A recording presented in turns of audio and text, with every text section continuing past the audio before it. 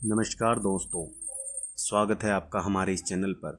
आज जानते हैं कहानी के माध्यम से प्रभु की प्राप्ति कैसे होती है। एक सुंदर कथा। एक राजा था, वह बहुत न्यायप्रिय तथा उन्हें प्रजावत्सल एवं धार्मिक स्वभाव का था। वह नित्य अपने ठाकुर जी की बड़ी श्रद्धा से पूजा पाठ और याद करता था। एक दिन ठाकुर जी ने प्रसन्न होकर उसे दर्शन दिए तथा कहा, राजन, मैं तुमसे बहुत प्रसन्न हूँ, बोलो तुम्हारी कोई इच्छा है। प्रजा को चाहने वाले राजा बोले, भगवान, मेरे पास आपका दिया हुआ सब कुछ है। आपकी कृपा से राज्य में सब प्रकार सुख शांति है। फिर भी मेरी एक इच्छा है कि जैसे आपने मुझे दर्शन देकर धन्य किया, वैसे ही मेरी सारी प्रजा को भी कृपा करके दर्शन दीजिए। यह तो संभव नहीं है।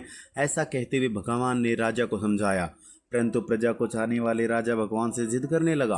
आखिर भगवान को अपने साधक के सामने झुकना पड़ा और वे बोले, ठीक है, कल अपनी सारी प्रजा को उस पहाड़ी के पास ले आना और मैं पहाड़ी के ऊपर से सभी को दर्शन दूंगा।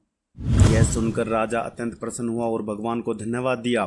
अगले दिन सारे नगर में ढिंढोरा पिटवा दिया कि कल सभी पहाड़ के नीचे मेरे साथ पहुँचे, वहाँ भगवान आप सबको दर्शन देंगे। दूसरे दिन राजा अपने समस्त प्रजा और स्वजनों को साथ लेकर पहाड़ी की ओर चलने लगा। चलते चलते रास्ते में एक स्थान पर तांबे के सिक्कों का पहाड़ देखा। प्रजा में से कुछ एक लोग उस ओर भागने लगे। तभी ज्ञानी राजा ने सबको सतर्क किया कि कोई उस ओर ध्यान न दें, क्योंकि तुम सब भगवान से मिलने जा रहे हो।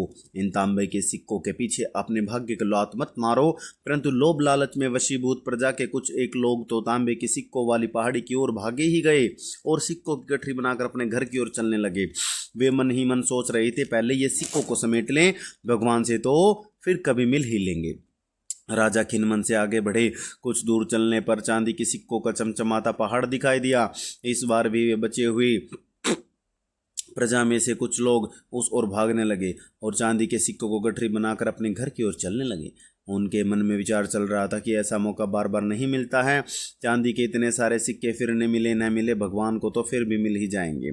इसी प्रकार कुछ दूर और चलने पर सोने के सिक्कों का पहाड़ नजर आया।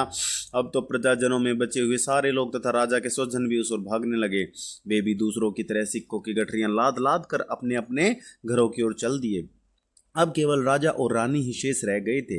राजा रानी से कहने लगे, देखो कितने लोभी हैं ये लोग, भगवान से मिलने का महत्व ही नहीं जानते हैं। भगवान के सामने सारी दुनिया की दौलत क्या चीज़ है। सही बात है। रानी ने राजा की बात का समर्थन किया और वह आगे बढ़ने लगे। कुछ दूर चलने पर राजा और रानी ने देखा कि सप्तरंगी आभा बिखरता हीरो का पहाड़ है। अब तो रानी से भी रहा नहीं गया। हीरो के आकर्षण से वह भी दौड़ पड़ी और हीरो की गठरी बनाने लगी। फिर भी उसका मन नहीं भरा तो साड़ी के पल्लू में भी बांधने लगी। वजन के कारण रानी के वस्त्र देह से अलग हो गए, परंतु हीरो का तृष्णा अभी भी नहीं मिट। यह देख राजा को अत्यंत ही ग्लानि और विरक्ति हुई। बड़े दुखद मन से राजा अकेले ही आगे बढ़ते गए। वहां सचमुच भगवान खड़े उसका इंतजार कर रहे थे। राजा को देखते ही भगवान मुस्कुराए और पूछा, कहाँ है तुम्हारी प्रजा और तुम्हारे प्रियजन? मैं तो कब से उनसे मिलने के लिए बेकरार से उनका इंतजार कर रहा हूँ। राजा ने शर्म और आत्मग्लानि से अपना सर झुका दिया।